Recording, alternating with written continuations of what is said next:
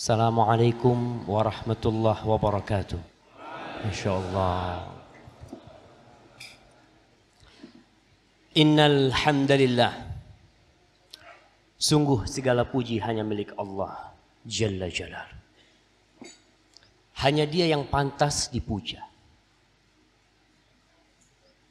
Hanya Dia yang layak disanjung. Terkadang manusia menginginkan pujian dari orang lain. Karena dia telah melakukan sesuatu yang dia anggap itu baik dan bagus. Padahal sejatinya semua kebaikan yang kita rasakan itu murni pemberian Allah Subhanahu wa Ta'ala. Wajah yang tampan, wajah yang cantik, pakaian yang indah, rumah yang mewah, kepandaian dan kecerdasan yang dimiliki oleh seseorang itu murni pemberian Allah Subhanahu wa Ta'ala. Kalau Allah ingin mengambilnya saat ini juga, maka Allah tinggal mengatakan kun fayakun. Nahmaduhu wa nasta'inuhu wa nastaghfiruh. Kita senantiasa memuji dan memuja Allah, meminta pertolongan hanya kepada Allah dan memohon ampun atas segala dosa yang kita lakukan. Hampir setiap hari kita berbuat dosa. Tapi jamaah, Allah itu menampakkan yang baik dan menutupi yang buruk. Allah membuka pintu taubat bagi hamba-hambanya yang ingin kembali. Ribuan kali seorang hamba berbuat dosa. Allah mengatakan, Ya ibna Adam, Ya ibna Adam, Lau ataitani biqurabil ardi khati'atan, thumma ataitani la tushriku bi syai'an, la ataituka biqurabiha maghfiratan. Wahai anak Adam, andai kata kau datang menjumpai aku dengan memiliki dosa sepenuh bumi ini, hampir penuh nih bumi. Tapi kau datang menjumpai aku tanpa pernah berbuat kesyirikan sedikit pun. La ataituka biqurabiha maghfiratan. Niscaya aku akan datang kepadamu dengan sepenuh bumi itu ampunan buat engkau. Allahu Akbar. Kita adalah hamba-hamba Rabb yang maha pengampun dan maha pengasih. Wa na'udzu billahi min syururi anfusina wa sayyiati a'malina. Dan kita berlindung kepada Allah dari keburukan jiwa kita. Seringkali ada bisikan-bisikan gak nyaman di telinga kita. Memang bisikan itu bukan dari luar. Tapi bisikan itu terdengar di dalam hati kita. Mengajak agar kita berbuat ini, berbuat itu, berbuat dosa-dosa. Allah berfirman, Innan nafsa la'ammaratum bisu. Sesungguhnya jiwa itu benar-benar memerintahkan kepada keburukan. Nafsu seseorang memerintahkan kepada keburukan. Dan kita pun berlindung kepada Allah dari keburukan jiwa kita. Sebagaimana kita berlindung, wa na'udzu billahi min sayyiati a'malina. Dari dampak-dampak buruk dosa yang kita lakukan. Allah berfirman, Laisa bi amaniyikum wala amani ahlil kitab. Man ya'mal su'an yujza bihi. Barang siapa berbuat dosa pasti dibalas, pasti dibalas. Wallahi dosa ini membawa naas dalam kehidupan kita. Tatkala ayat ini turun, Abu Bakar As-Siddiq radhiyallahu taala anhu. Antum lihat orang semakin dekat sama Allah, semakin mengenal Allah, semakin takut dengan dosa. Abu Bakar yang Siddiq yang kata Rasul sallallahu alaihi wasallam ketika beliau menceritakan tentang pintu-pintu surga.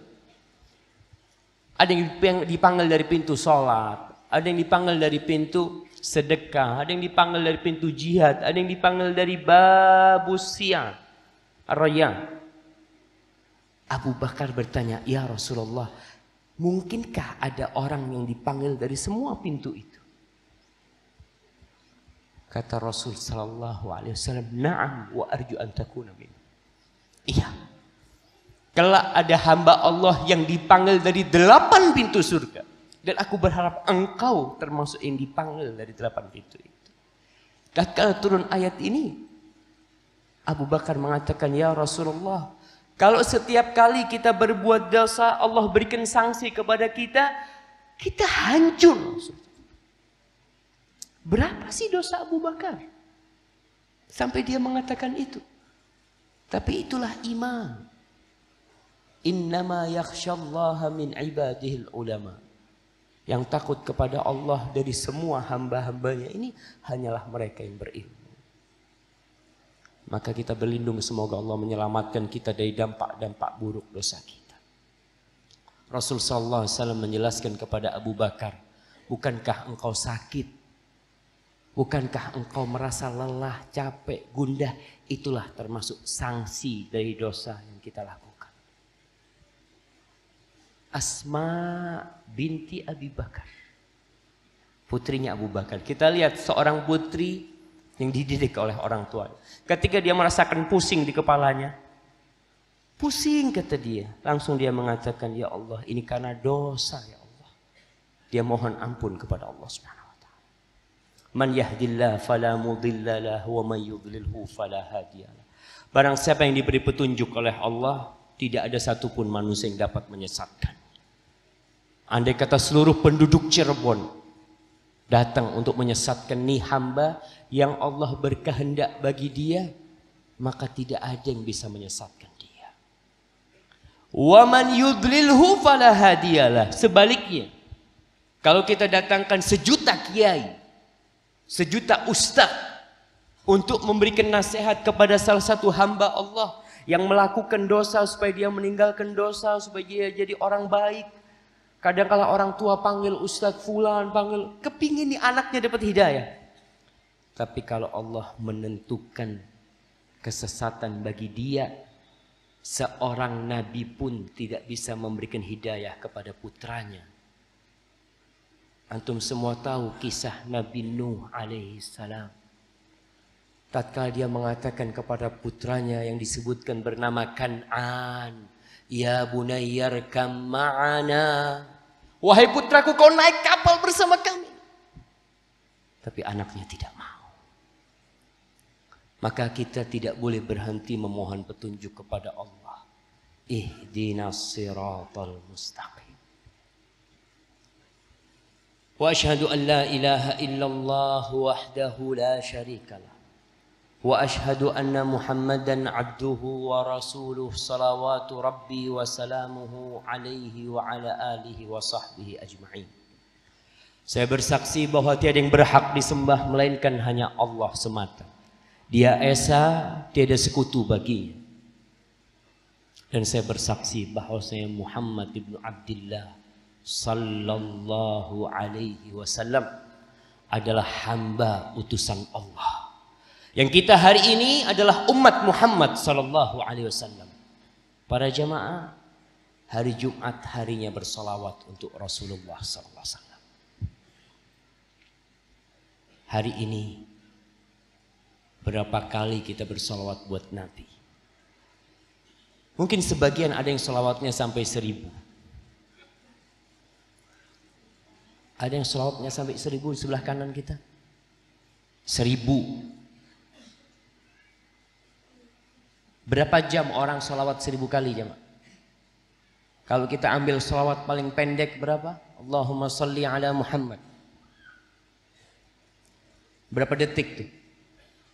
Allahumma salli ala Muhammad berapa detik? 5 detik? Nggak nyampe jemaah. 3 detik. Dalam 1 menit berapa kali kita bersolawat? 20 kali. Kalau 1.000? Berapa jam? Untuk matematikanya udah gak lulus. Tapi ala kulli hal yang 1.000 kali anak kasih hadiah. Jamaah. Nggak ada, kita turun 900. Sebelah kiri. Oke, 800. Katanya cinta Rasul SAW. Nggak terhitung. Masya Allah. Ana kasih hadiah nggak apa. Mana yang nggak terhitung tadi? Fadl. Masya Allah. Betul nggak terhitung antum, hati-hati antum. Padahal cuma 7 jamaah. Dia nggak terhitung. Memang nggak dihitung kadang-kadang jamaah. Baik, subhanallah jamaah. Seorang yang cinta kepada orang lain, maka dia akan siap mengorbankan jiwanya. Para sahabat yang cinta kepada Rasul sallallahu alaihi wasallam, mereka siap mengorbankan nyawanya demi untuk Rasulullah sallallahu alaihi wasallam. Kita kadang-kala hanya waktu nggak mau berkorban. Allah berfirman, "Innallaha wa malaikatahu yusalluna 'alan nabi." Sesungguhnya Allah dan para malaikatnya bersolawat buat Nabi. Allah yang menciptakan langit 7 lapis. Allah yang memiliki surga dan neraka. Allah Jalla Jalaluhu Ar-Rahmanir Rahim. Alladzi wasi'at rahmatuhu kulla syai', itu bersolawat buat Nabi. Dan malaikat-malaikat Allah bersolawat. Kemudian Allah ingin memberikan kemuliaan kepada kita. Allah mengatakan, ya ayyuhalladzina amanu sallu alaihi wasallimu taslima. Masa hari Jumat kita tidak bisa mengkhususkan hari itu untuk banyak bersolawat. Inna min khairi ayyamikum yaumal jumu'ah. Termasuk hari terbaik kalian adalah hari Jumat. Dan antum bayangkan musuh-musuh Islam. Ustaz, emangnya Islam punya musuh? Iya. Banyak yang memusuhi Islam. Mulai sejak Islam itu datang, musuh pertamanya adalah iblis. Bersama bala tentaranya.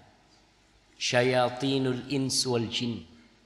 Setan-setan dari bangsa jin dan manusia. Mereka adalah musuh-musuh.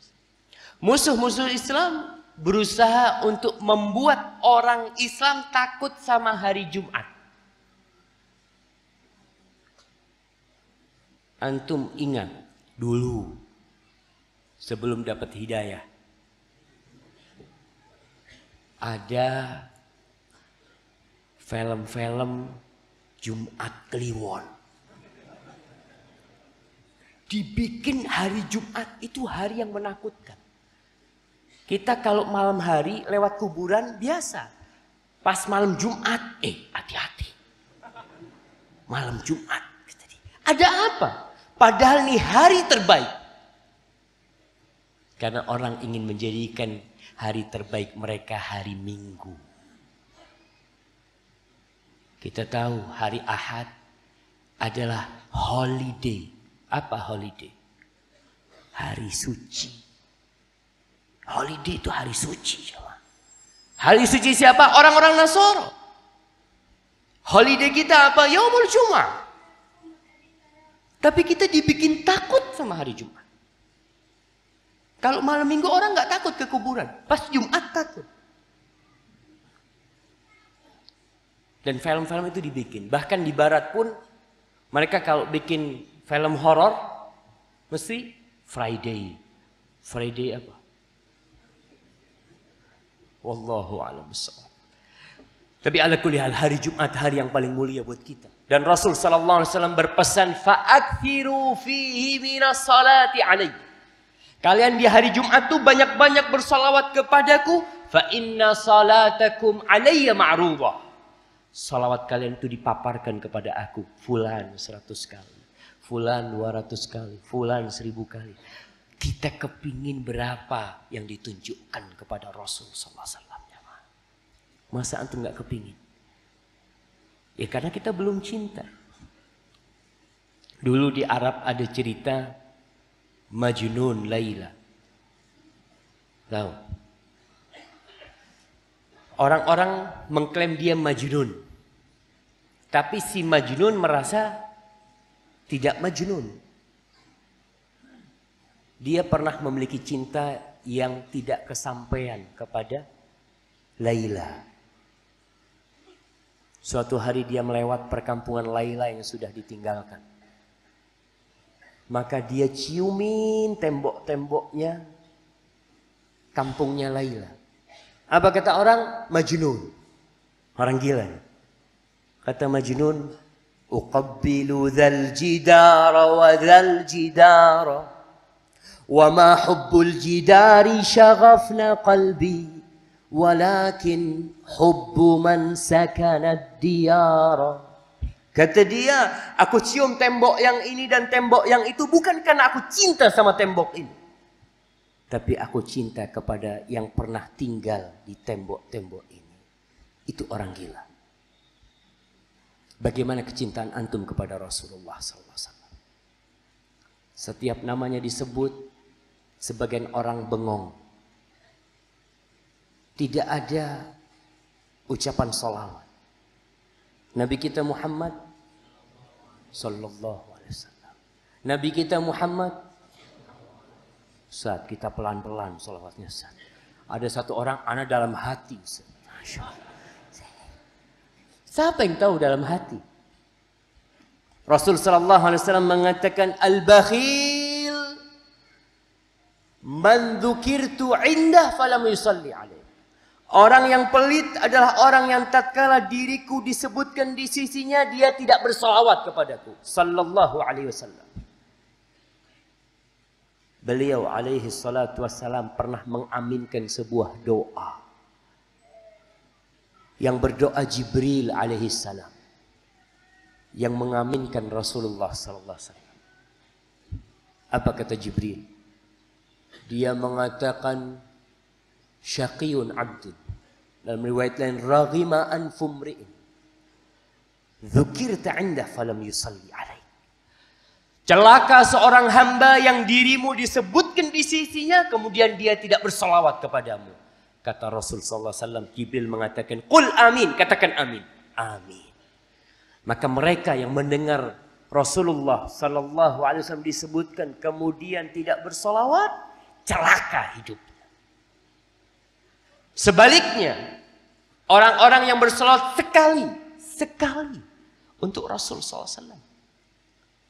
Apa kata Jibril?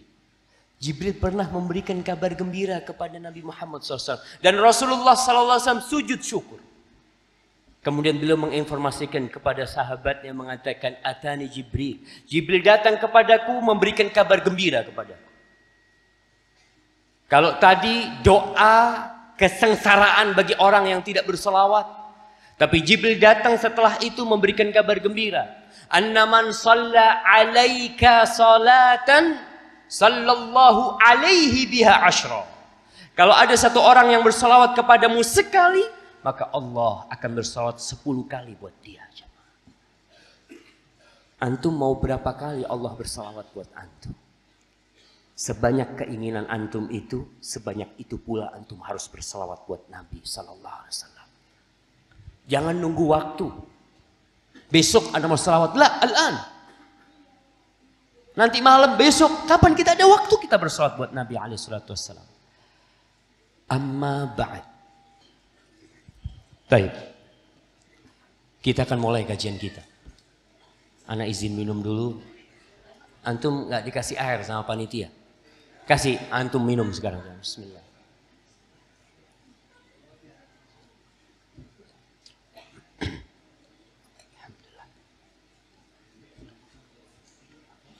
Betapa indahnya pernikahan.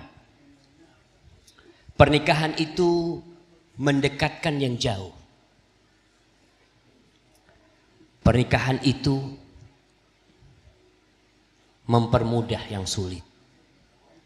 Pernikahan itu membuat yang buruk jadi indah. Berapa banyak kita melihat ada orang Cirebon nikah sama orang Papua. Antum bisa bayangkan. Kita kadang ketemu istri antum dari mana?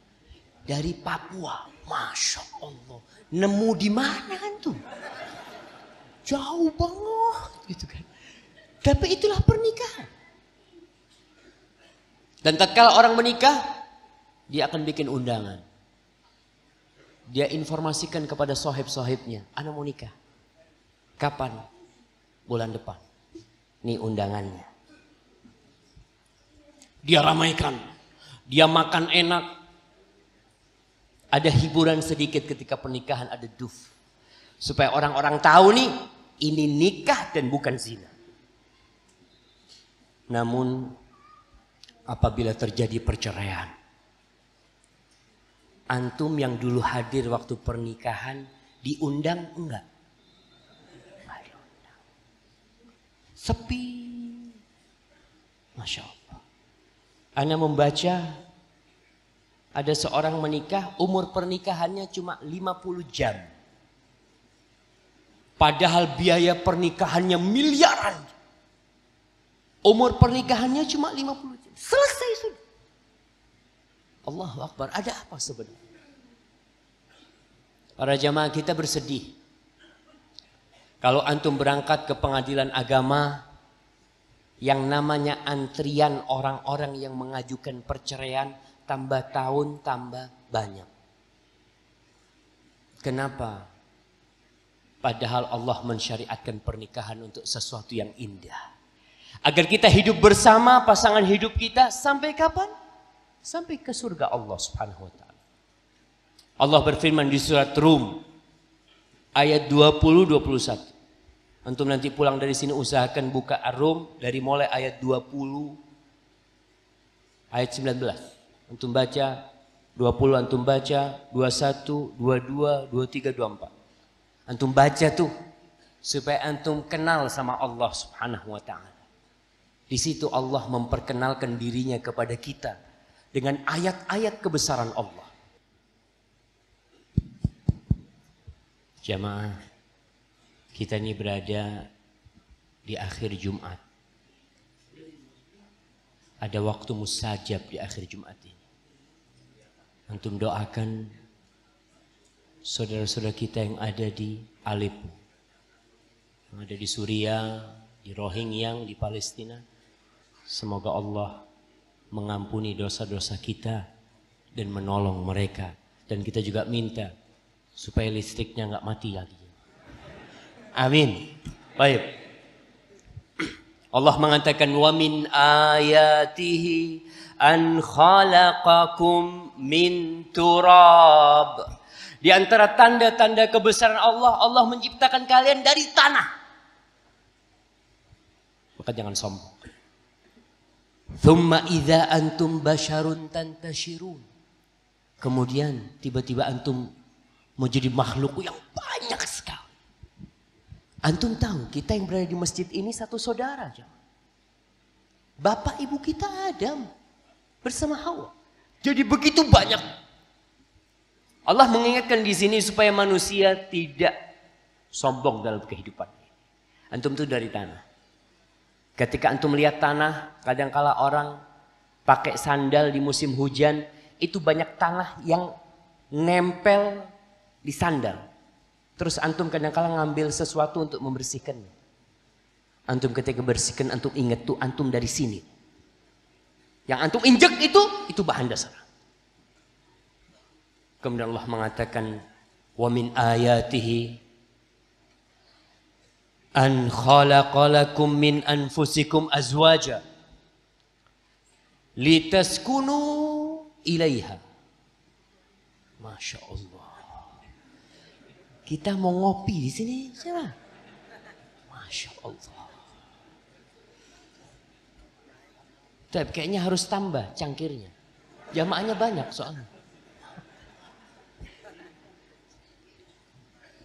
Masya Allah jamaah. Ternyata masih banyak orang baik di sini jamaah. Di antara tanda-tanda kebesaran Allah, Allah jadikan pasangan hidup kalian dari diri kalian sendiri. Manusia menikah dengan manusia, tapi tidak menikah dengan pasangan lainnya.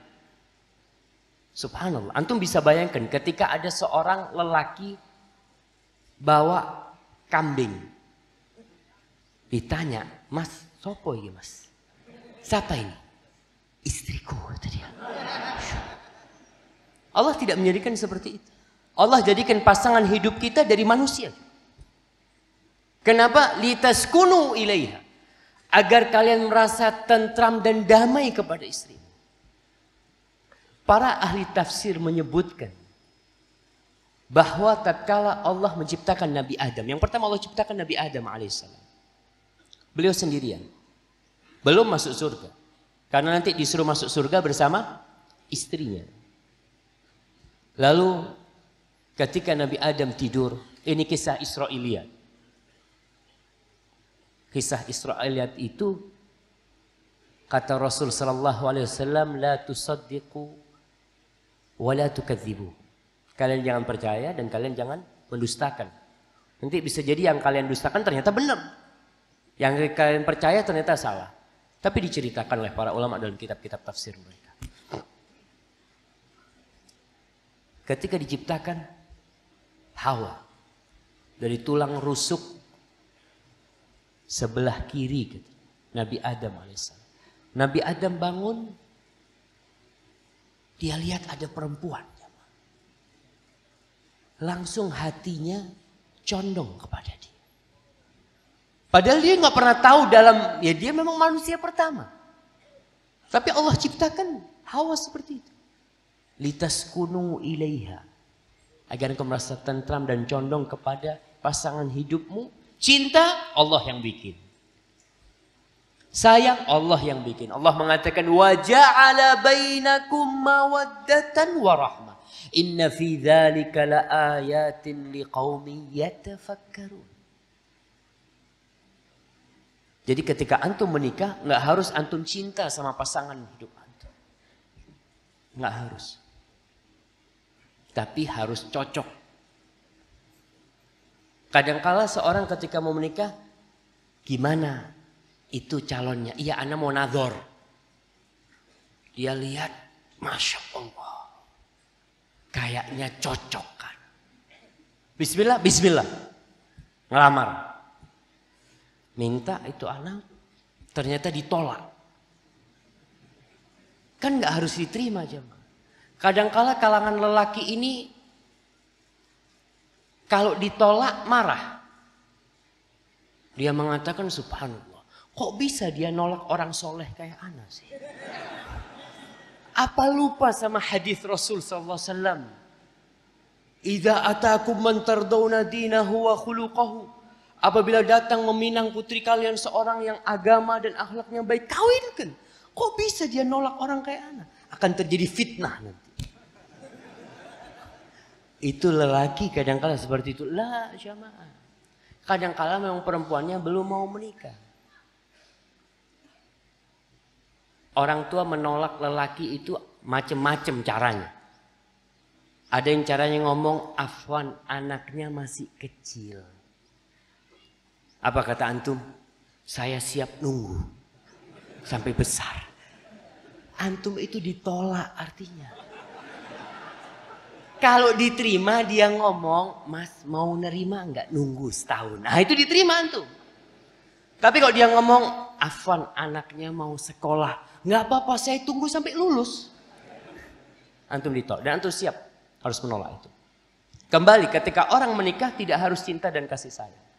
Kadang-kala ada wanita yang mengatakan, ibu, anak nggak cinta sama dia. Nggak apa-apa kok nggak cinta. Yang penting kau cocok sama dia. Dari sisi agamanya, akhlaknya, kau lihat wajahnya, kau cocok nggak? Kalau udah cocok, bismillah. Cinta, Allah yang bikin. Berapa banyak orang yang menikah dengan cinta dan kasih sayang. Artinya dia udah pacaran bertahun-tahun dia. Bertahun-tahun, 6 tahun pacaran. Setelah itu, 2 bulan cerai. Kemana 6 tahun? Bahkan yang lebih parah lagi, Masya Allah. Ana masih ingat sampai sekarang seorang yang mengatakan, Ustaz, Ana punya keponakan. Pacaran 6 tahun. Dia dari SMA sampai kuliah. Sampai lulus kuliah. Pacaran. Setelah lulus nikah. Wallah Ustaz, gak sampai 6 hari cerai Ustaz. Kita itu besan masih di rumahnya tuh laki. Rasa makanan walimahnya belum hilang. Sudah terjadi perceraian. Kenapa? Karena selama ini cinta dan kasih sayang yang dibina tidak diridhoi oleh Allah Subhanahu wa taala. Banyak orang menikah hanya untuk mendapatkan buku hijau. Artinya, ya wallahu alam. Istilah mereka benar sih. Ana baca di beberapa website cerita fulan dan fulanah hendak menghalalkan hubungan mereka. Berarti selama ini hubungannya haram. Tahu selama ini dia hubungannya haram, maka dia ingin menghalalkan itu dengan menikah. Ma'asyiral ikhwah rahimakumullah. Kalau kita melihat kenapa orang-orang banyak yang gagal dalam pernikahan mereka. Kebersamaan mereka tidak langgeng. Banyak penyebabnya. Di antara penyebabnya salah niat. Niat nikahnya salah. Emangnya ada niat Ustaz menikah? Naam. Innamal a'malu binniyat. Amalan itu niat itu memiliki pengaruh yang besar terhadap pernikahan antum. Rasulullah SAW menjelaskan ada 3 manusia yang Allah berjanji akan menjamin mereka. Yang pertama adalah mujahid al-ghazi fi sabilillah, orang yang berjuang di jalan Allah. Yang kedua al-mukatib, seorang budak yang hendak membebaskan dirinya dengan dia bekerja untuk membayar tebusan kepada majikannya. Dan yang ketiga adalah wan-nakihu lil afaf, orang yang menikah untuk menjaga kehormatan diri. Jadi ini anak-anak muda segera nikah. Rasulullah SAW bersabda, ya ma'syarus syabab, wahai para pemuda. Yang tua nggak usah dengerin. Kadang-kala yang tua, masya Allah, anak kepingin Ustaz. Nah, tapi yang dipanggil sama Nabi SAW ada anak-anak muda. Man istata'a minkumul ba'ah falyatazawwaj fa innahu aghaddu lil basari wa ahsanu lil farj. Faman lam yastati' fa 'alaihi bisiyam fa innahu lahu wija. Kata Nabi SAW, wahai para pemuda, siapa di antara kalian sudah memiliki kemampuan untuk menikah, menikahlah. Jangan ditunda-tunda. Segera menikah. Ini perintah dari Rasul SAW. Kenapa? Karena menikah itu akan membantu kita untuk menundukkan pandangan. Masya Allah. Dan menjaga kemaluan. Tujuan menikah tadi untuk menyempurnakan agama seseorang. Nafsu yang selama ini menggoda bisa dia tutup. Oleh karena itu, orang yang menikah sudah menyempurnakan separuh agamanya. Hendaklah dia bertakwa di separuh sisanya. Apa maksud separuh sisanya? Anak kasih hadiah yang tahu. Fadhal. Tawakal kepada Allah. Iya. Salah. Jangan. Apa anak kasih hadiah? Enggak apa-apa. Fadhal. Nah. Orang yang sudah menikah separuh agamanya kan katanya udah sempurna nih. Tinggal separuhnya lagi. Nafsu yang di perut, masya Allah, kirim hadiahnya. Nah, sahih, benar. Nafsu itu ada yang di perut dan ada yang di bawah perut. Yang di bawah perut sudah selesai. Tinggal yang di atasnya ini. Kadang-kala orang sudah nikah makan haram. Demi istrinya dia melakukan tindakan-tindakan yang tidak dibenarkan dalam syariat. Maka Rasul SAW mengatakan, "Falyattaqillah fi syatril baqi." Hendaklah dia bertakwa kepada Allah di separuh agama yang sisanya tadi. Nafsu yang di atas perut. Rasul SAW mengatakan kalau menikah itu akan lebih menundukkan pandangan dan lebih bisa menjaga nafsunya, menjaga kemaluannya. Godaan di luar rumah, lelaki akan tergoda. Maka Nabi SAW memerintahkan apabila seorang lelaki melihat wanita yang menggairahkan dia, suruh kemana? Falyarji' ila ahlih. Pulang kau. Pulang. Pulang kemana Ustaz? Gak ada siapa-siapa di rumah. Ya itu suruh nikah. Fa innal ladzi ma'aha mithral ladzi ma'aha. Yang ada di perempuan yang dia lihat itu sama persis dengan yang ada di istrinya. Sama. Oleh karena itu tatkala orang memiliki nafsu yang tinggi kemudian dia datangin istrinya, selesai semuanya. Itu perintah kita segera menikah. Tapi kadangkala ini ibu-ibu. Jadi ibu-ibu harus siap kalau suaminya pulang di selain waktu pulang. Lihat suaminya, loh mas baru jam 11 mas. Iya kok nggak dengar ceramahnya Ustadz Syafiq? Katanya disuruh pulang mana? Ada sesuatu yang goda dia. Nah, suruh pulang. Rasul sallallahu alaihi wasallam pulang jumpain istrinya. Dalam riwayat yang dikatakan fa inna dzalika yaruddu ma fi nafsi. Dengan dia mendatangkan istrinya selesai itu yang ada di hati. Diceritakan, Masya Allah kalau dengar cerita ini semangat. Di Sudan. Ada teman dari Sudan cerita, ada seorang hakim lagi di pengadilan. Terdakwa atau saksinya didatangkan, ternyata wanita cantik. Kata hakimnya, skors. Pulang dia ke rumahnya. Nah jemaah, ini syariat jemaah. Dia ngerti agama, dia pulang ke rumahnya. Skors 2. Setelah selesai, 15 menit jarak dari pengadilan ke rumahnya. Setelah itu dia datang lagi, mana yang tadi datang ke sini. Selesai sudah, perasaan tadi sudah selesai. Itu tujuan menikah. Karena tidak bisa dipungkiri. Rasulullah sallallahu alaihi wasallam mengatakan ma taraktu fitnatan asyadda 'ala rijali minan nisa. Aku tidak meninggalkan satu godaan yang lebih parah, lebih besar bagi kaum lelaki lebih dari wanita. Maka menikahlah untuk menjaga kehormatan diri. Niat menikah untuk memperbanyak umat Nabi Muhammad sallallahu alaihi wasallam. Jadi tatkala antum menikah, dalam hati anak kepingin berjumpa Rasul sallallahu alaihi wasallam di telaganya bawa 12 anak. Niatkan, anak kepingin nanti.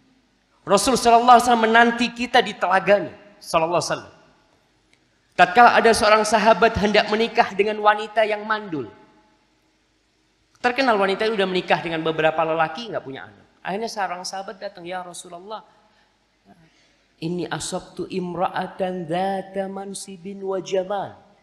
Aku dapat nih menemukan seorang wanita yang terhormat, cantik, tapi nggak punya anak. Aku ingin nikahin dia. Kata Rasul sallallahu alaihi wasallam, la, jangan. Tapi udah kadung seneng dia. Datang lagi, ya Rasulullah, aku kepingin sama fulana. Nabi alaihi salatu wasallam mengatakan, la. Tapi Nabi tidak menyebutkan alasannya sallallahu alaihi wasallam. Yang ketiga kali masih maksa, Nabi mengatakan la.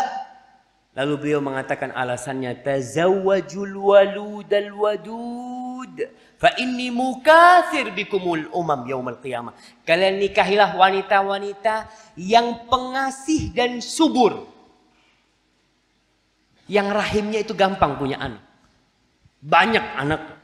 Karena aku akan banggaan dengan banyaknya umatku pada hari kiamat nanti jamaah. Maka antum paling tidak yang ada di masjid ini paling sedikit anaknya 7. Qul amin. Nah, mudah-mudahan ibu-ibunya juga ngomong amin. Nah, untuk memperbanyak umat Nabi Muhammad SAW. Kalau berpikir Ustadz, sekarang susah Ustadz pendidikan anak. Yang susah akan dimudahkan oleh Allah kalau niat kita benar. Allah itu karim. Allah itu mujibus sa'ili. Tinggal kita minta sama Allah SWT. Maka niatkan ketika menikah untuk memperbanyak umat Nabi Muhammad SAW. Cari yang anaknya banyak. Dari mana taunya? Ya dari keluarganya.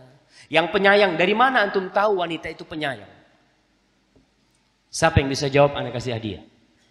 Masya Allah, ada yang mau jawab situ. Fadal. Lihat keluarganya. Oh Masya Allah, fadal. Iya, lihat bagaimana respon dia kepada anak kecil. Ada wanita-wanita yang gak suka direcokin anak kecil. Kalau ada keponakannya datang, sono. Antum jangan mau sama wanita kayak gini. Nanti anak antum nggak diurusin sama dia. Antum pulang, assalamualaikum, waalaikumsalam, sama HP-nya dia. Anak-anak kemana? Wallahu a'lam. Antum bayangkan anaknya wallahu a'lam, satu lagi main sampah, satu lagi di jalan, satu di rumah tetangga. Ini ibu nggak ada perasaan kasih sayang. Ada wanita yang kayak gitu ada. Banyak katanya, masya Allah. Enggak lah, sedikit lah jamaah, sedikit. Tapi ada. Makanya kita perlu hati-hati. Niatkan untuk memperbanyak umat Nabi Muhammad. Sehingga kita tadi sallallahu alaihi wasallam. Dan mencari yang agamanya baik. Karena kalau tidak, kalau antum hanya menikah karena kecantikan, capek antum nantinya. Mengurus istri. Sebagian lelaki ketika disuruh memilih wanita yang agamanya baik.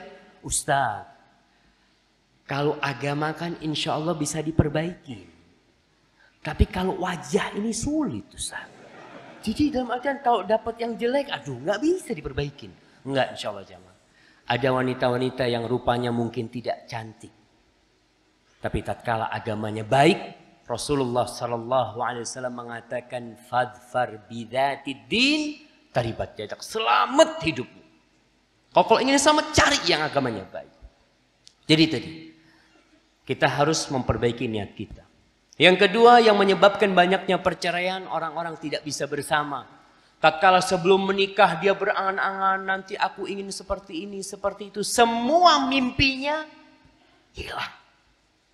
Kenapa? Karena kurang bekal dan ilmu. Sebagian orang berpikir pernikahan itu senengnya doang. Enak menikah itu, kata dia. Sampai ada orang mengatakan, siapa bilang pernikahan itu enak? Enaknya pernikahan itu cuma 5%. Sisanya enak banget, kata dia. Enggak. Antum akan dapatkan banyak problematika di dalam rumah. Istri yang antum pikirkan nanti akan seperti ini, seperti itu. Tambah hari antum tambah tahu sifatnya dia. Istri juga akan tahu dengan sifat suami. Ternyata suamiku kayak gini ya. Mulai kebahagiaan itu berkurang.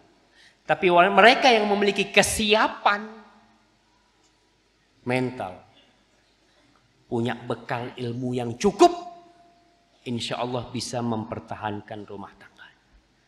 Maka kita hari ini akan belajar bagaimana supaya kita terus bisa bersama istri kita, para suami bisa bersama istrinya, istri bisa bersama suaminya sampai ke pintu surga.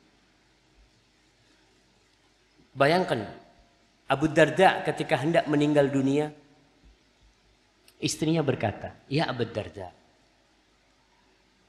aku ingin sampai di surga bersamamu. Apa yang harus aku lakukan?" Kata Abu Darda, "La tankihi ba'di." Kalau kau ingin terus bersamaku, jangan menikah lagi setelah aku meninggal dunia.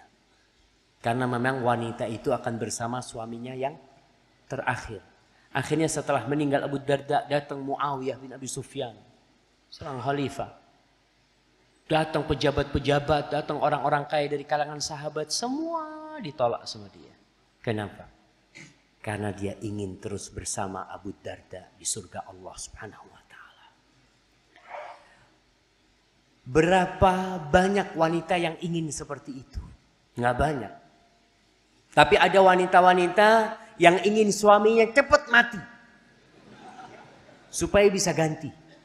Yang ngomong, Allah, na'udzubillah Ustaz, alhamdulillah udah mati suaminya Ustaz. Alhamdulillah.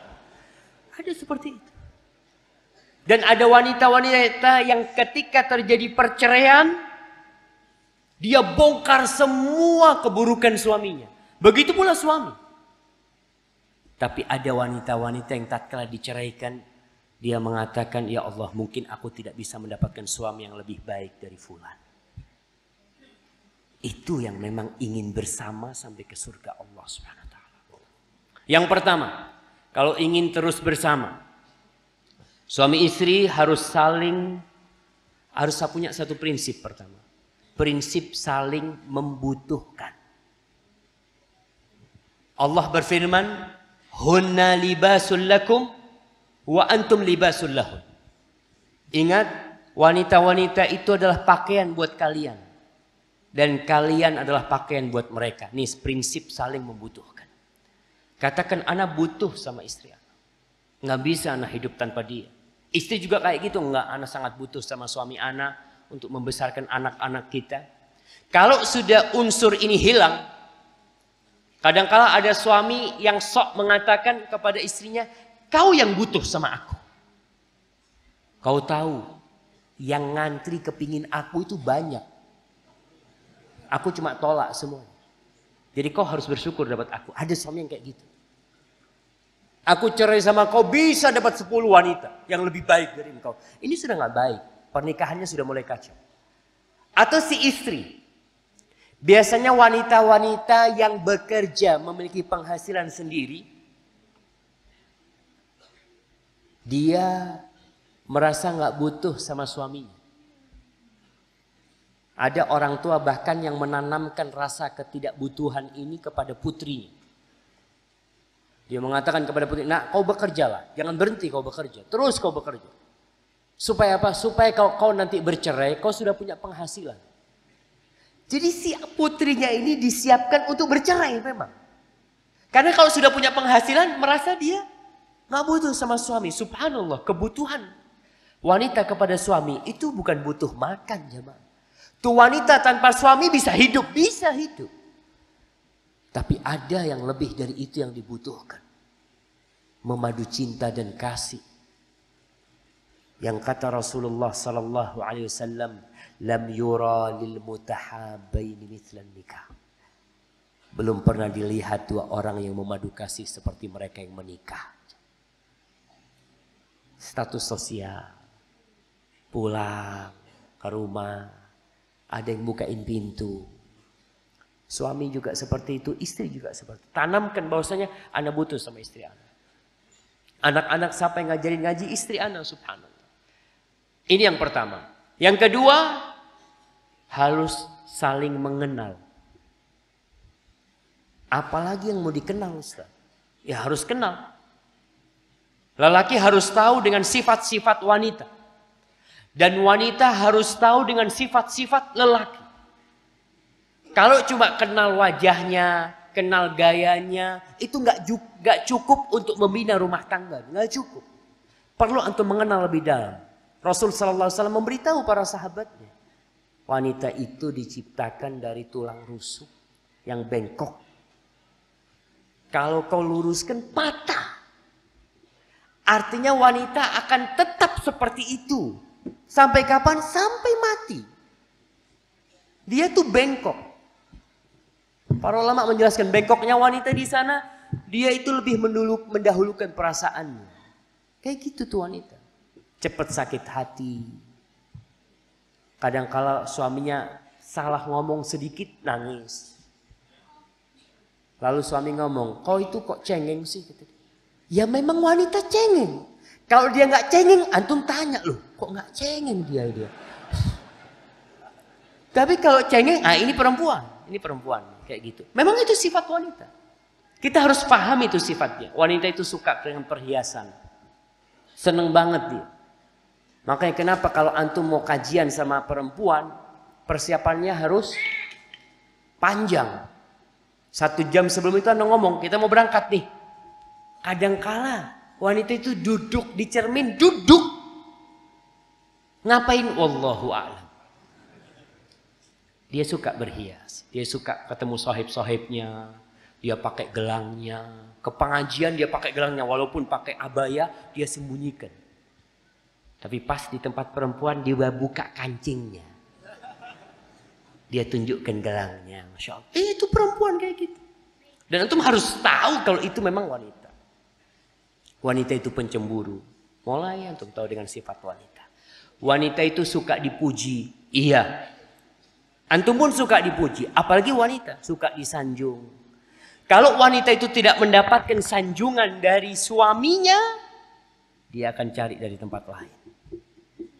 Berapa banyak wanita-wanita yang secara materi penuh dikasih suaminya.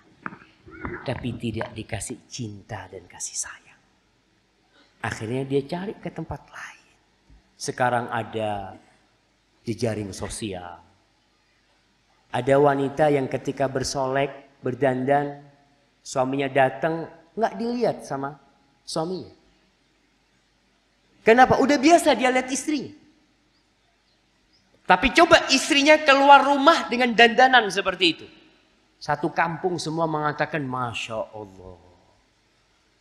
Maka suami harus memenuhi kebutuhan wanita tadi. Dia tahu sifatnya. Baik, istri harus tahu dan faham dengan sifatnya lelaki. Lelaki itu ingin aturannya tidak dilanggar. Dia kalau ngomong kepingin yang dia omongkan itu dikerjakan sama istrinya. Nah, karrijalu qawwamuna 'alan nisa. Lelaki itu pemimpin. Komandan itu nggak suka dibantah sama anak buahnya. Jangan dibantah. Dengarkan dan taat. Selama perintah suami itu tidak bertentangan dengan perintah Allah, laksanakan. Kecuali suami nyuruh yang nggak, ya bukan fitrahnya wanita. Suami ngomong, istriku, ar-rijalu qawwamuna 'alan nisa. Ana lihat tuh mobil bocor ban depannya itu. Kau ganti sana ya. Istrinya ganti. Enggak, itu bukan fitrahnya dia seperti itu. Kau harus tahu diri. Maka sang wanita harus mentaati perintah suaminya. Kenali sikap-sikap dan sifat suaminya mungkin yang tidak dia ketahui. Al-Qadhi Shuraih bercerita kepada Sya'bi, dia pernah menikah dengan wanita dari Bani Tamim. Bangsa Arab dari Bani Tamim. Yang terkenal keras Bani Tamim ini. Tatkala Shuraih menikah Bani Tamim, ada perasaan menyesal dia. Aduh, kayaknya anak dapat wanita yang keras. Suatu malam istrinya dikirim. Dia masuk ke kamar istrinya, orang-orang pada pergi. Akhirnya dia sholat. Kan dianjurkan untuk sholat 2 rakaat kemudian berdoa. Lalu Shuraih hendak menyentuh istrinya. Apa kata istrinya? Ala rislik au kuffa anka. Tunggu dulu, jangan dipegang anak. Allah, kata Shuraih, benar kata anak. Dapat bala anak ini perempuan kayak gini. Ternyata apa kata wanita ini? Aku wanita muslimah dari bangsa Arab yang aku nggak kenal sama engkau. Maka sebelum kau menyentuh aku, sampaikan. Wanita ini memulai ucapannya dengan pujian kepada Allah dan salawat buat Rasul SAW. Alhamdulillah wassalatu wassalamu ala Rasul. Baru dia ngomong. Tolong sampaikan kepada aku apa yang kau sukai, apa yang kau benci. Supaya aku kenal sama engkau. Akhirnya Shuraih langsung ceramah jemaah. Kata Shuraih, ana langsung pidato di depan istri. Innal hamdulillah, apalah dia baca.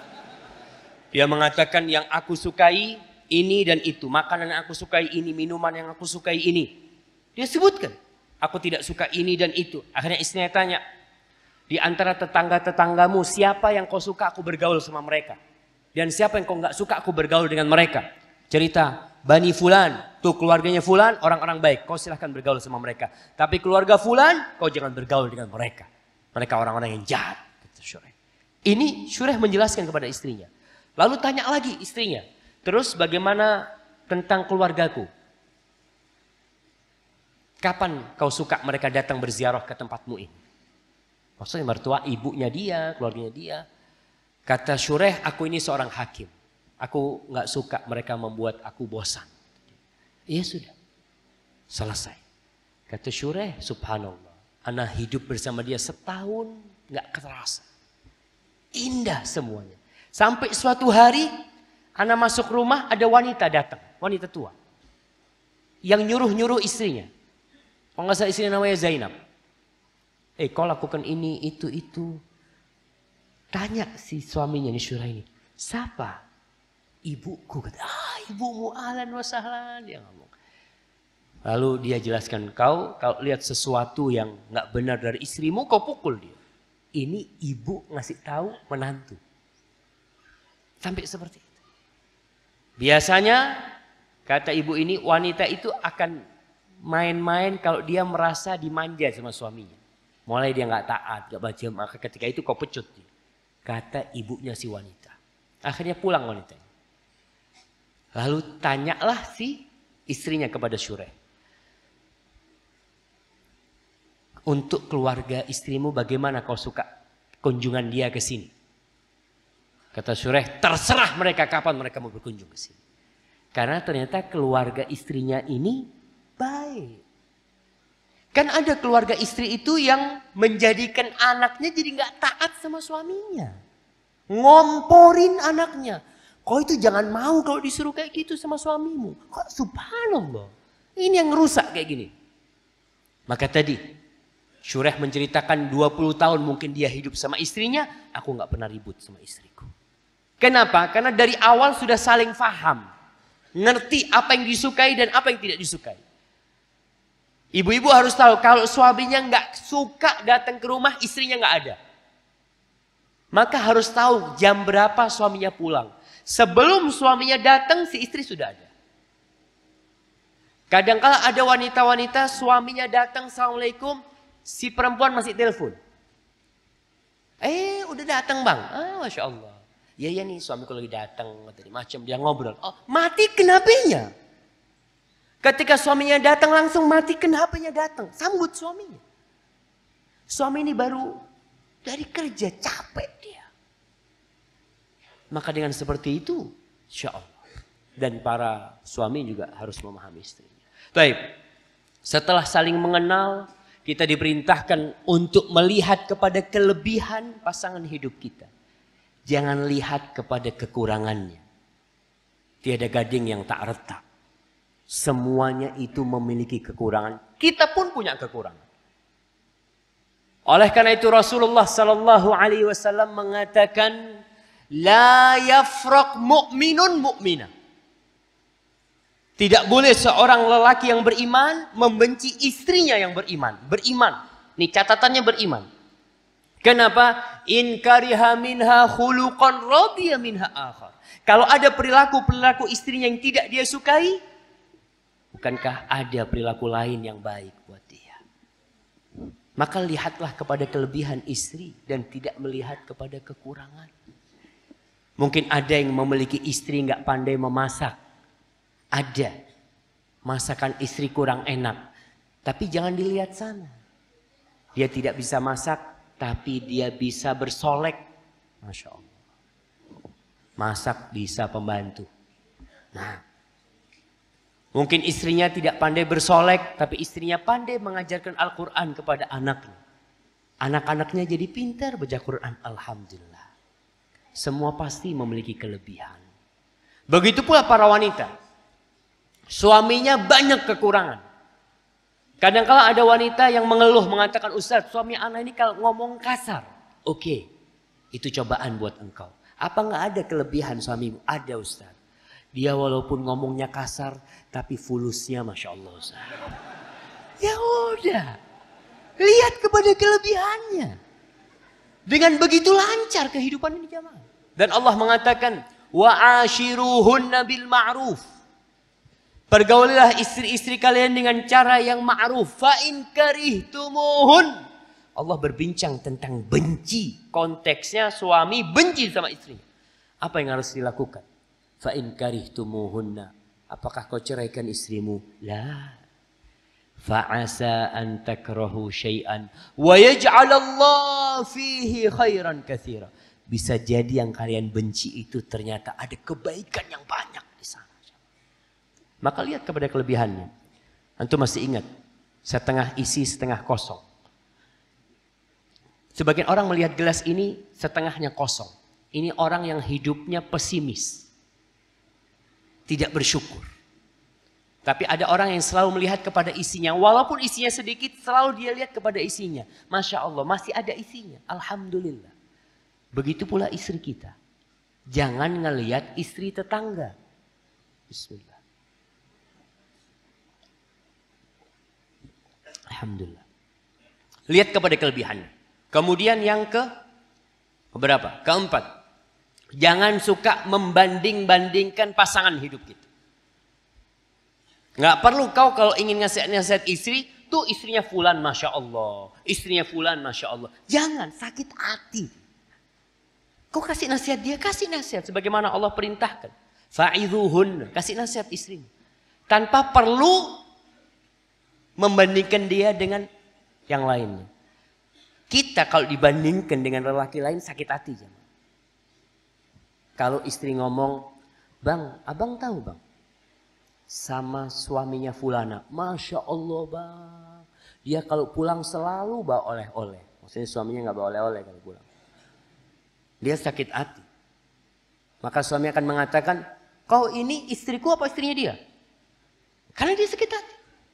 Nggak perlu membandingkan. Perbaiki istri, perbaiki suami dengan berikan nasihat tanpa membandingkan. Ini juga orang tua. Jangan suka membandingkan anaknya sama anak tetangga. Jangan.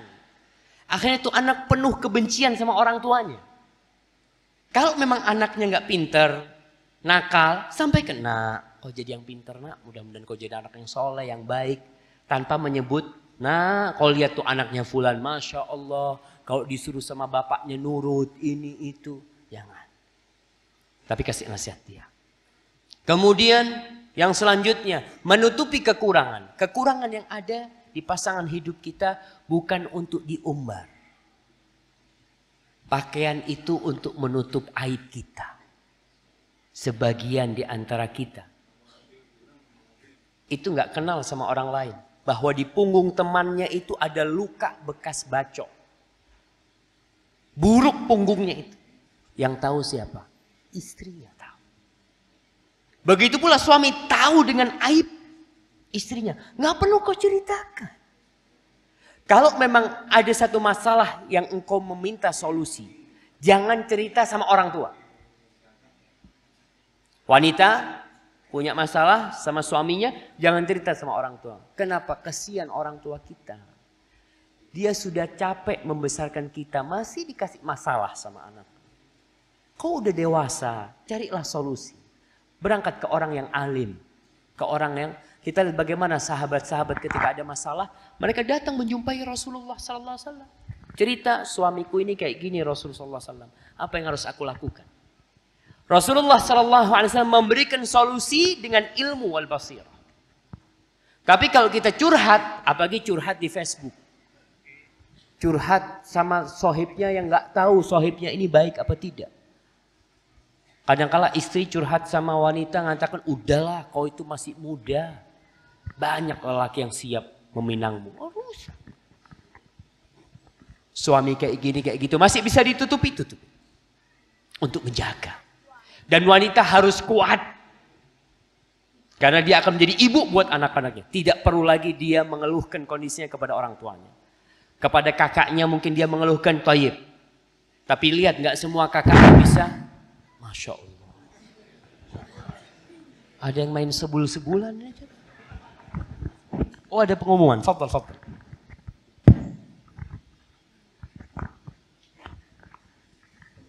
Diinformasikan kepada pemilik kendaraan mobil E1013BE diharap bisa memindahkan kendaraannya karena menghalangi kendaraan mobil yang lainnya.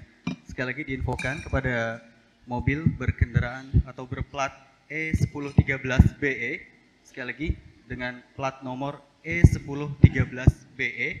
Mobil apa itu? Agar mobilnya mobil apa? Yang nyampe informasi cuma platnya doang. Ustaz. Soalnya ada yang mobilnya pinjem. Mobil pinjam. Jadi nggak tahu nomor platnya dia. Nah, jemaah, dia itu nggak tahu. Anda ditanya mobil Anda nggak tahu nomor platnya berapa. Nah, hah? Masya Allah. Ya, syukuran Ustaz. Udah? Ya. Oh, alhamdulillah. Kasih Ustaz. Tapi berarti nggak pinjem mobilnya sendiri. Baik, tutupi kekurangan pasangan hidupnya. Kalau mau curhat sama orang yang bakal memberikan nasihat. Bukan menambah masalah. Karena ada seorang wanita yang curhat sama anak, dia telepon sama anak. Hampir 45 menit dia telepon. Anak sampai panas kupingnya. Ini dia baru menikah, dia ceritakan semua kekurangan suaminya. Anda lihat kekurangannya itu masih bisa ditoleransi. Anda ngomong, apa engkau masih mau sama suamimu? Mau, Ustaz. Ya udah terima dia. Insya Allah sabar. Engkau bukan berarti bercerai dapat lelaki yang lebih baik. Enggak. Ada orang yang keluar dari mulut macan masuk mulut buaya. Yang ada diterima.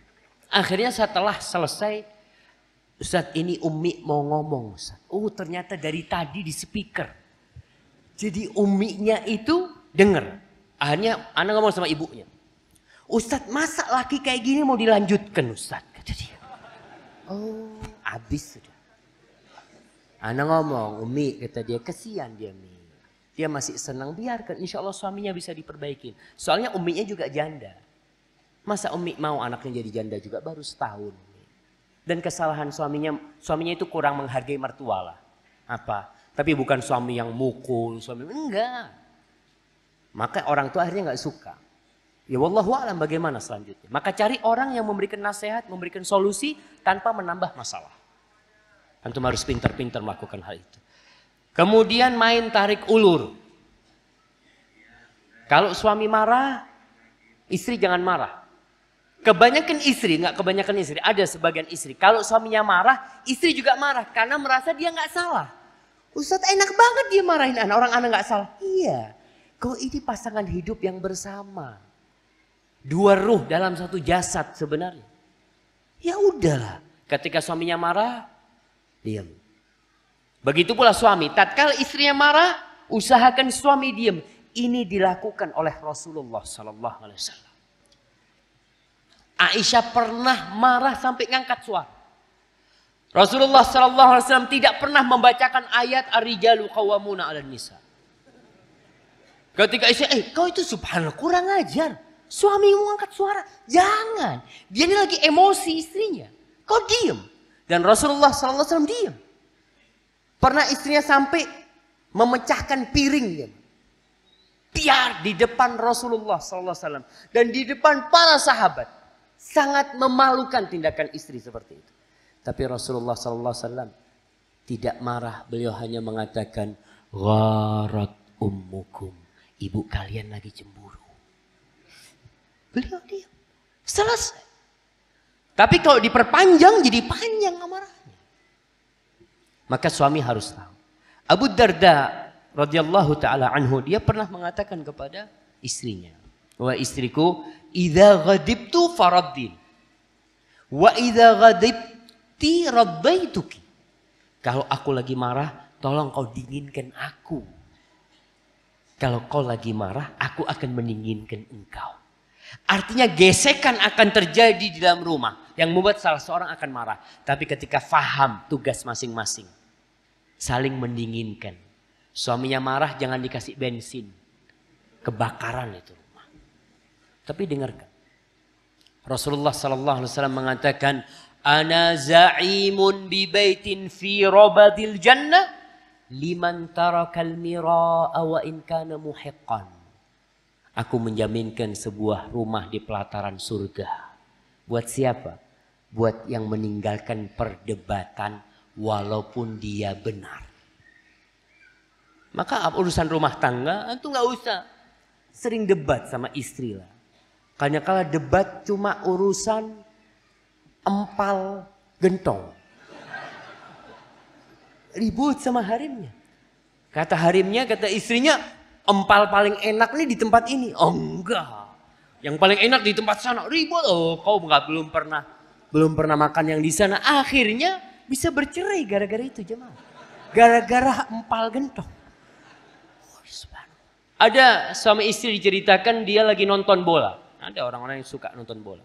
Si istrinya nih suka sama klub yang satunya. Si suami klub yang satunya. Lagi nonton ternyata klub jagoan si istri gol jamaah. Masuk. Apa kata istrinya? Gol. Kata suaminya, anti tolik. Engkau aku ceraikan sudah. Diceraikan istrinya. Sakit hati dia. Suaminya suka sama ini. Bang, yang kau sukai itu aku suka. Selesai. Kenapa harus ribut? Para jamaah rahimakumullah, orang kalau baru menikah biasanya masih manis semuanya. Makanya disebut syahrul asal. Bulan madu. Antum jangan mau bulan madu. Bulan madu ini, wallahu a'lam, kalau anak kaji nggak ada dalam Islam bulan madu. Kenapa? Orang hidup 20 tahun madunya cuma 1 bulan. Sisanya empedu. Enggak. Maka dalam Islam sampai mati madu. Itu intinya. Biasanya orang kalau baru menikah, Masya Allah, manggil istrinya sayang. Adik, Masya Allah. Udah 2 tahun udah mulai agak melar. Gendut. Sedidut.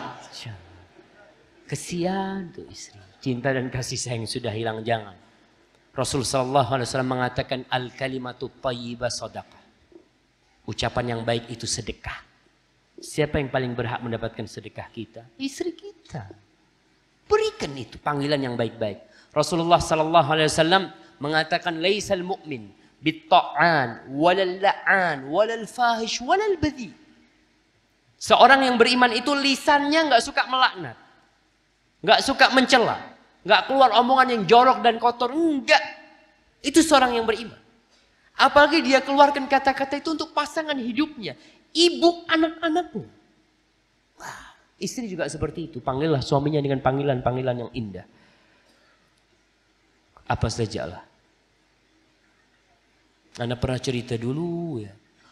Ada suami istri yang bulan madu, bener bulan madu dia. Bulan madu di sebuah hotel, villa mungkin.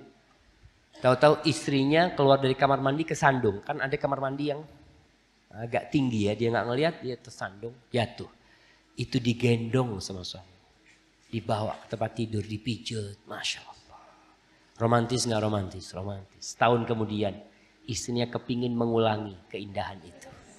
Bang, kita nggak aku berangkat, kata suaminya berangkat ke sana.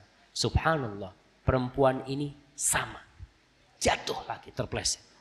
Suaminya pegang koran sambil ngelihat istrinya, emangnya kau nggak punya mata? Hilang jamaah, hilang jamaah. Karena selesai. Maka jangan mau sama bulan madu sampai mati madu. Rasulullah SAW itu makan bareng istrinya, makan. Para suami ini yang baru nikah, bukan baru nikah ya. Paling tidak sampai sekarang usahakan kalau makan sama istri 1 piring tetap. Jangan beli meja makan yang besar. Istri di pojok, suami di sini. Jauh-jauhan. Rasulullah SAW 1 piring, gelasnya cuma 1. Makanya kalau bisa pengantin baru itu gelas cuma 1, piring cuma 1. Makan di situ. Rasulullah SAW pernah minum. Aisyah radhiyallahu taala anha mengatakan kuntu asyrabu ana haid. Aku pernah minum dalam kondisi haid. Artinya Aisyah nggak bisa dipakai. Kemudian gelasku itu aku berikan kepada Rasul SAW. Apa yang terjadi? Fawada'u fahu ala mawdi'i fiyya. Rasul SAW mencari bekas mulutku di gelas itu. Beliau letakkan bibirnya di tempat bibir Aisyah, minum jamaah. Sallallahu alaihi wasallam. Kita cari gelas baru. Minta gelas baru sama bekas istrinya nggak mau. Kembalikan itu. Mandi Rasulullah SAW. Mandi berduaan. Biasanya kemanten baru mandi berduaan. Setelah itu ngantri. Kau duluan lah. Aku nanti aja mandinya. Subhanallah. Maka kembalikan masa-masa yang indah dalam kehidupan itu. Kemudian yang terakhir saling mendoakan. Kita punya kekurangan. Istri kita punya kekurangan. Kadangkala ada istri yang suaminya, Ustaz, suami ana Ustaz, nggak mau ke masjid. Kadangkala ada suami mengatakan, Ustaz, istri ana ini susah masih suruh pakai kerudung yang syar'i. Ada ujian-ujian seperti itu. Dan memang Allah menjadikan kehidupan ini sebagai fitnah. Liyabluwakum ayyukum ahsanu amala. Untuk menguji siapa di antara kalian yang paling baik amalannya. Maka doakan, atau melihat kondisi suaminya nggak benar, doakan. Si suami melihat kondisi istrinya nggak benar, doakan. Dan jangan meremehkan doa. Allah mengatakan, ud'uni astajib lakum. Kalian minta sama aku, pasti aku kabulkan. Al-Imam Syafi'i pernah mengatakan kepada murid-muridnya, agar muridnya tidak meremehkan doa. Beliau mengatakan, atahza'u bid-du'a'i wa tazdarihi wa ma tadri bima sana'ad du'a'u sihamul layli la tukhti walakin laha amadun walil amadin qidha'u. Kata Imam Syafi'i, apakah engkau meremehkan, menyepelekan doa? Engkau sepelekan itu doa. Dan engkau tidak tahu apa yang dilakukan oleh doa. Doa itu adalah sihamul lail, la tukhti. Adalah anak panah di malam hari yang nggak pernah salah. Tepat sasaran. Karena Allah mengatakan astajib lakum. Tepat sasarannya. Cuma ada waktu. Kadangkala kita tidak sabar menunggu waktu itu. Saling mendoakan, dan para suami jadilah orang yang terbaik. Rasulullah SAW mengatakan khairukum li ahli. Orang yang terbaik di antara kalian adalah yang paling baik sama istrinya. Bukan sama sohibnya. Bukan sama temennya. Bukan sama anak buahnya. Bukan sama tetangganya. Tapi sama istrinya. Kita nih kalau di luar rumah bisa pakai topeng. Ana nih bisa tebar senyum di sini. Oh Masya Allah. Sejam 2 jam ketemu antum. Tapi di rumah 24 jam sama istri kali berapa tahun. Kita tidak bisa menyembunyikan kepribadian kita di depan istri kita. Maka Rasulullah SAW mengatakan orang yang terbaik di antara kalian adalah yang paling baik sama istrinya. Dan aku orang yang terbaik, paling baik kepada istriku. Kata Rasulullah SAW. Beliau jahit sandalnya sendiri. Beliau bantuin Aisyah urusan rumah. Itu Nabi SAW. Apalagi kita. Hadza wallahu a'lam bishawab. Itu yang bisa kita kaji pada kesempatan kali ini. Semoga kita bisa terus bersama keluarga kita, bersama anak-anak kita sampai ke surga Allah Subhanahu wa taala. Karena terus terang kebahagiaan tidak akan sempurna tatkala orang tua melihat anaknya ada di penjara. Ketika orang tua melihat anaknya di rumah sakit.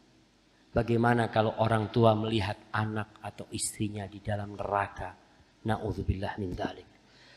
Sallallahu ala nabiyina Muhammad wa ala alihi wasallam. Kita mungkin masuk ke sesi tanya jawab.